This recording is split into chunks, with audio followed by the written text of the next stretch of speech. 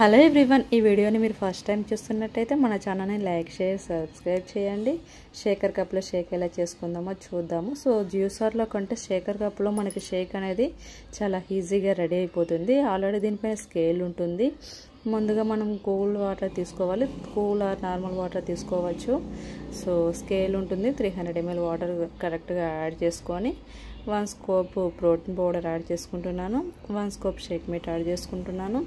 So ఇది healthy breakfast Sheikh అన్నమాట. So మీరు ఉండే హైట్ వెయిట్ని బట్టి మీరు యాడ్ చేసుకోవచ్చు. సో ఫార్ములా 1 అనేది 3 స్కూప్స్ యాడ్ చేసుకుంటున్నాను. నెక్స్ట్ ఫైబర్ కూడా యాడ్ చేసుకుంటున్నాను. సో ఫైబర్ అనేది బెల్లి ఫ్యాట్ తగ్గించుకోవడానికి హెల్ప్ చేస్తుంది. సో ఫుడ్ రూపంలో ఫైబర్ తీసుకోలేనప్పుడు మీరు ఫైబర్ యాక్టివేటెడ్ ఫైబర్ కాంప్లెక్స్ అనేది హ్యాపీగా తీసుకోవచ్చు.